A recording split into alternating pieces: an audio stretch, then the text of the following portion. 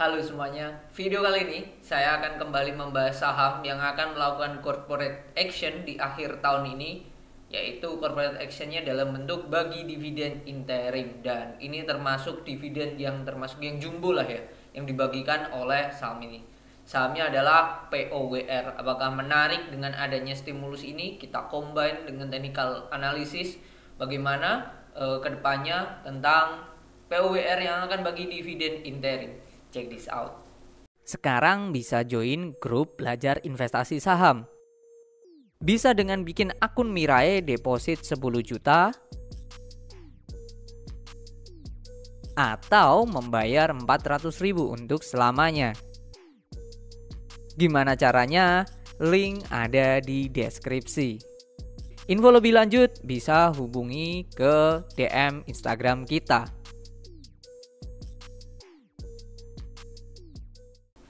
Saya tag video ini di tanggal 30 November jam setengah 11, jam perdagangan masih dimulai.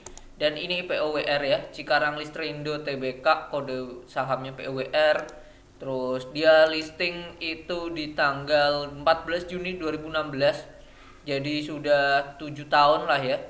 7 tahun mereka listing dengan pengendali adalah ada 3 perusahaan besar yang jadi pengendali, yaitu PT Udinda, Mahanatama dengan 30%, lalu PT Brasali Industri Pratama 26,64%, lalu PT Penta Kencana Paka Perdana 26,64%, yaitu pengendalinya. Itu pengendali dari Cikarang Listrindo. Nah, Cikarang Listrindo ini bidang industri pembangkit, pemasaran, distribusi tenaga listrik serta keagenan, ya ibaratnya PLN lah ya, tapi ini yang swasta. Dia lebih ke bukan ke B2C ya, lebih ke B2B kalau saya melihat ya. Bahkan salah satunya customernya yaitu adalah PLN itu sendiri ya, ini ya.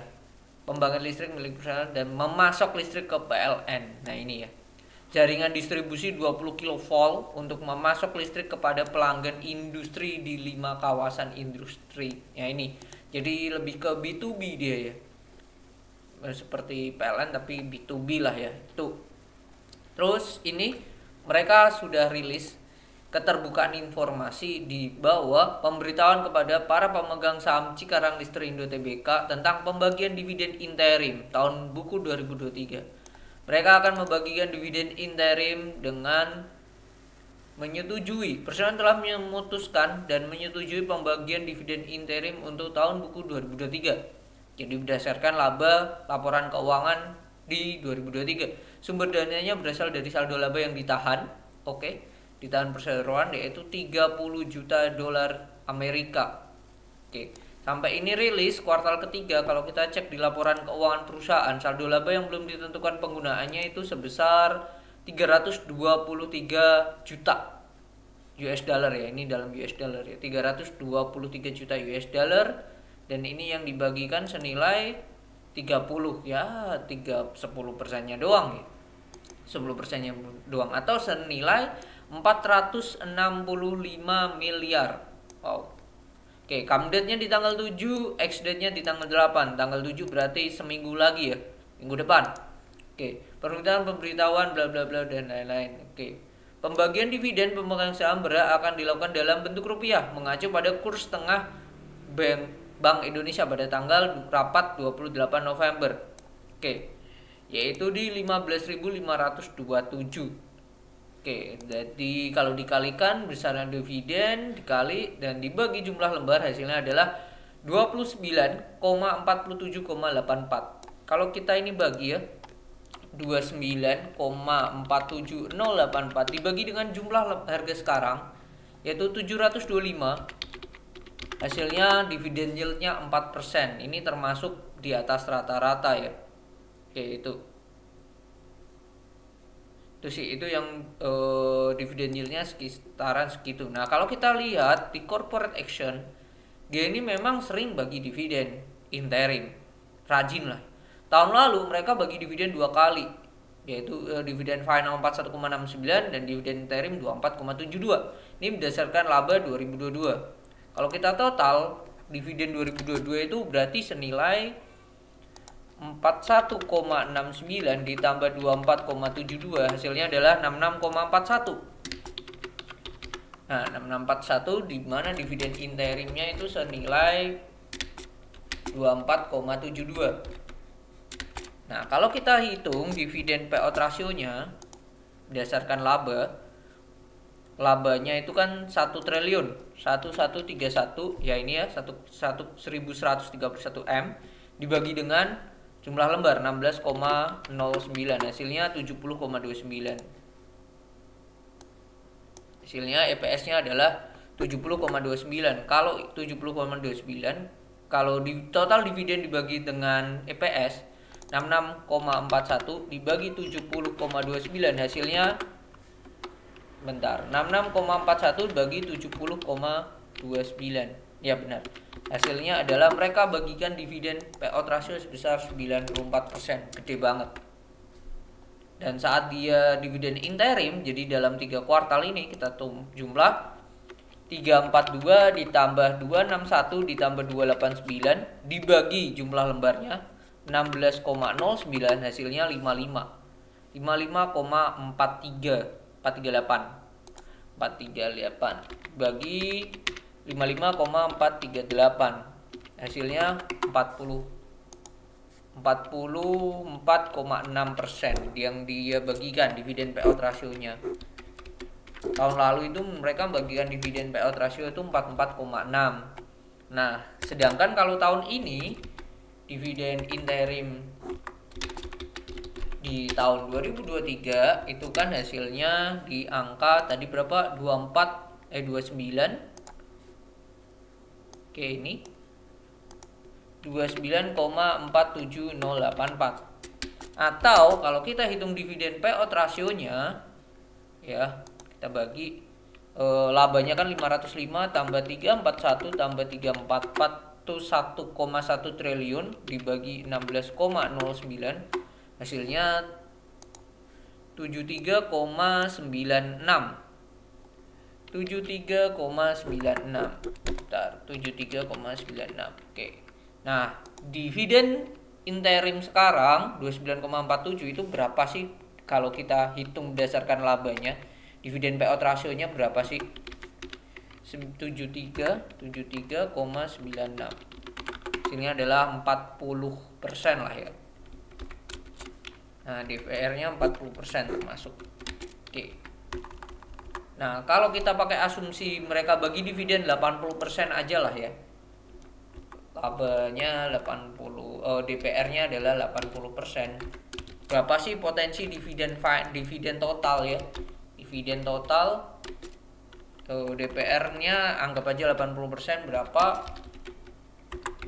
dividen total 2023. Nah, ini kita pakai asumsi labanya berapa sih? Sekarang sekian, kuartal 1 di atas 2 tahun lalu, kuartal 2 juga di atas tahun lalu, kuartal 3 juga di atas. Let's say kalau kuartal 4 aja mereka 300 M ya. Jadi 300 ditambah 3, 44 tambah 3, 41 tambah 505 hasilnya 1,4, hampir 1,5. Asumsi laba Q4 yaitu 300 M.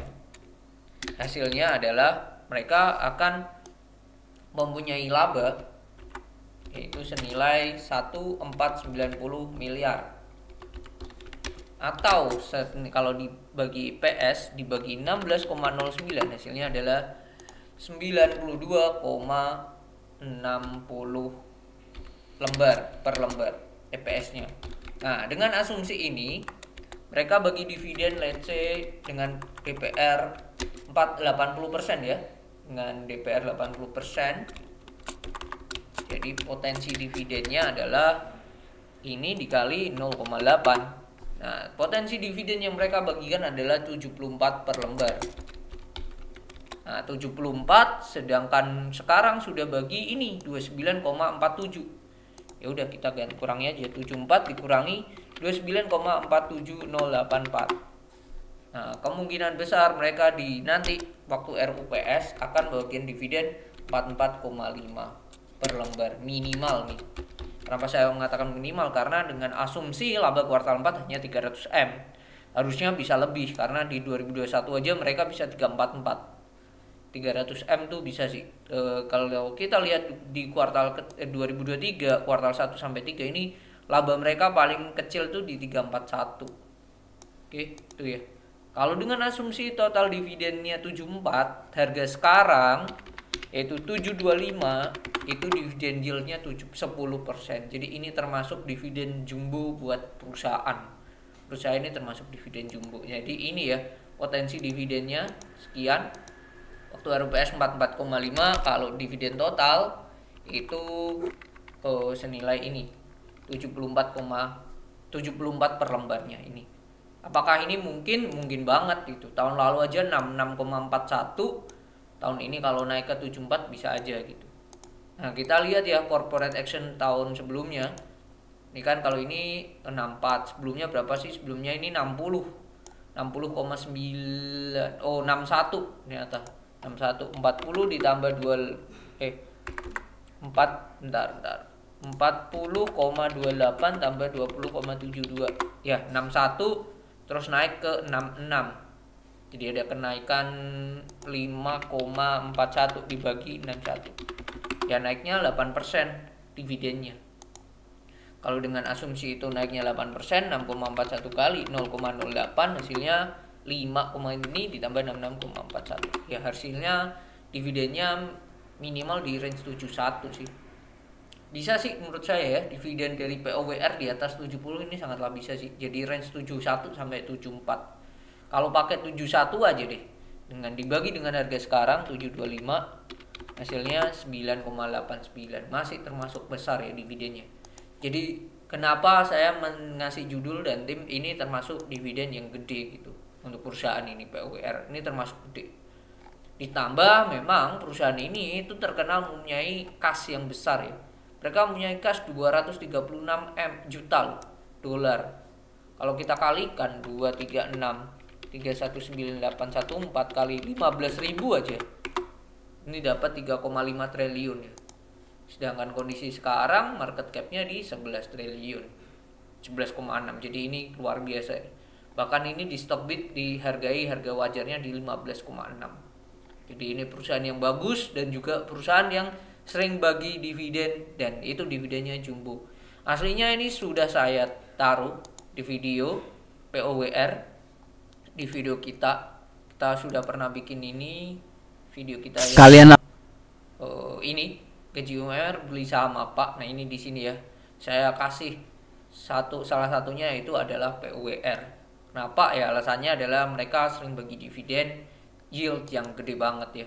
Itu sih. Jadi ini menurut saya perusahaan yang oke dan perusahaan yang bagi dividen gede. Lantas bagaimana efeknya nanti ke perusahaan secara teknikal? Sesuai janji saya. Nah, ini kalau kayak saya lihat ya, dia kondisinya ini ada di demand area nih. Berkali-kali dia nggak bisa tembus ke bawah dari sini. Oke, ini berkali-kali nggak bisa tembus, jebol ke atas, waktu jebol turun lagi berkali-kali kan. Saat dia jebol dan ke atas ini menjadi tumpuan. Dan ini termasuk kuat. Jadi 704 sampai 700 lah ya, ini hal yang bagus.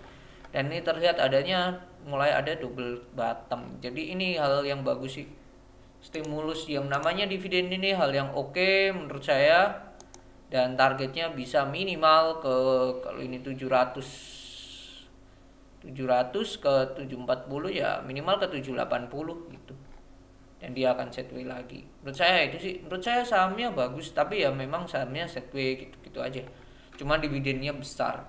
Terus ini saham yang cocok dan ya sesuai saya taruh di gaji UMR beli saham apa ya ini masuk di sini sih POWR. Oke. Mungkin itu yang bisa saya share dengan adanya corporate action dividend interim ini menjadi stimulus secara teknikal dan juga memang sahamnya worth it sih menurut saya. Oke, mungkin itu yang bisa saya share tentang video kali ini tentang POWR yang akan bagi dividen interim. Jadi ini perusahaan yang bagi dividen gede.